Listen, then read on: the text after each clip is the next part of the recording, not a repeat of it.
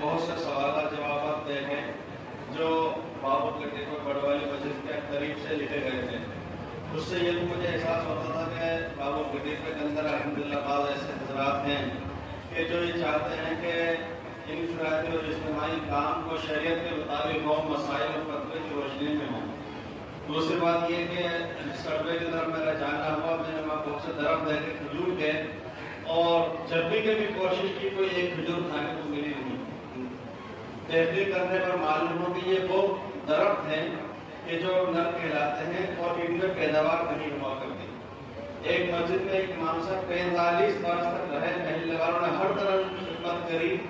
45 سال کے اندر انہوں نے محلے کے اندر کوئی ایک ایسا شاگرد تیار نہیں کیا کہ جو امام کی غیر حاضری کے موقع پہ یا عدم موجودگی کے اندر کبھی مصلی پہ آ کر کے دوبارہ نماز ادا کرا سکے.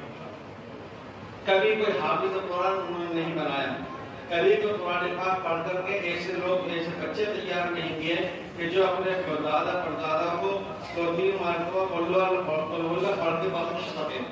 آپ حضرات نے یہ بات یہاں پر دیکھی کہ بابوں کے ٹیمے میں وہ درخت نہیں ہے کہ جو شان و شوکت دکھاوے کی رکھتے ہوں، بلکہ وہ درخت ہیں جن کے اندر پیداوار ہو رہی ہے، جن سے پھل دکھ رہے ہیں، جس کے اندر پھول نظر آ رہے ہیں، خوشبو مہک رہی ہے، کھانے کو مل رہا ہے.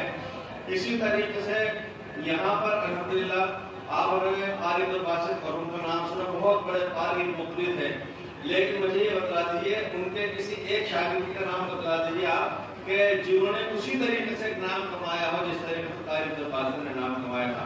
میرے خیال سے نہیں بتا سکے تھے. آپ کے ہاں آپ کو پروردگار کا آپ پر بہت بڑا فضل و انعام ہے کہ آپ کو گرچہ قاری عبدالباسط نہیں مل سکتے ہوں، لیکن جو بھی امام ملے، جو بھی اساتذہ ملے، جو بھی مدرسین ملے، وہ ایسے ملے ہیں کہ جو جیسے خود ہیں ویسا آپ کے بچوں کو تیار کر رہے ہیں.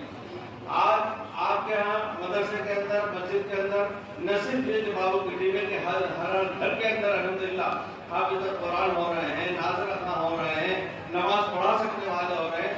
میں جب نظمی امامت شروع کے 28 سال پہلے تو ایک صاحب آئے اور انہوں نے پرچی دی، صاحب فلاں فلاں فلاں فلاں کو یہ 4-5 فنکشن ہے.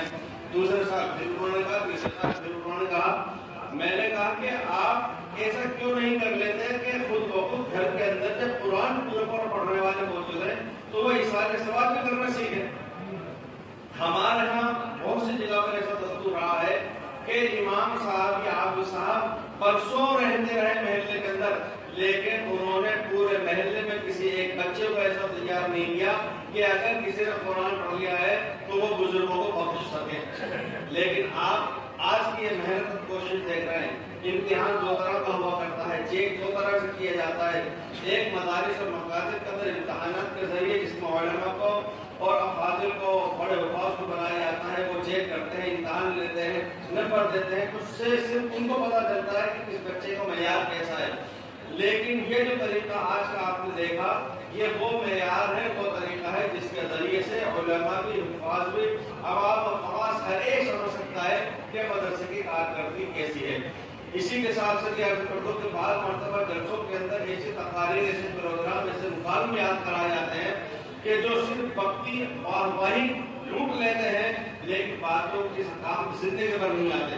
آج کے میں نے تمام پروگراموں کے اندر اور مکالمات یا بیانات وغیرہ، ان میں سب میں یہ دیکھا کہ تمام طلبہ کو وہ چیز یاد کرائی گئی ہیں جو زندگی بھر ان کو یاد رکھنے، عمل کرنے کی ہیں.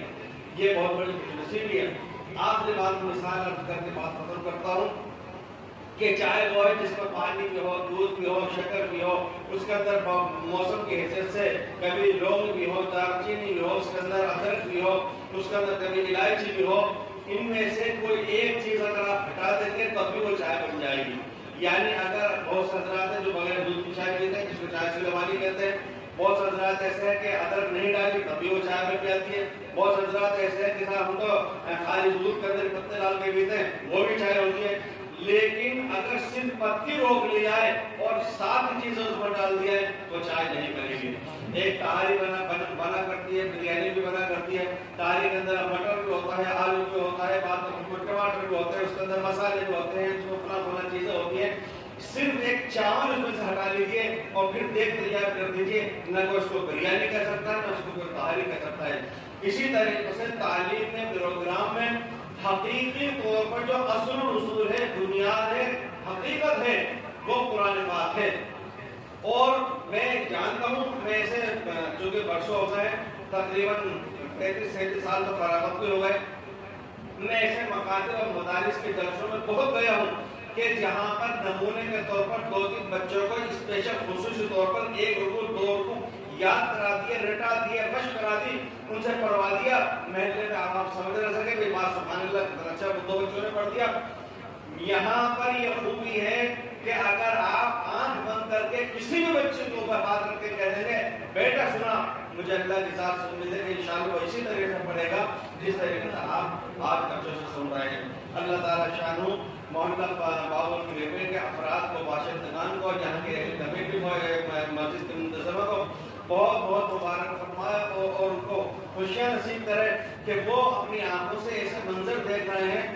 جے پور میں گنی چنی جگہیں ہیں جہاں بڑے محلے کے اندر بھی ایک چھوٹا کام ہو رہا ہو، یا ایک چھوٹے مسلم آبادی کی بستی کے اندر الحمدللہ ایک بڑا کام ہو رہا ہے۔ اللہ تعالیٰ شان اپنے فضل و رحمت کو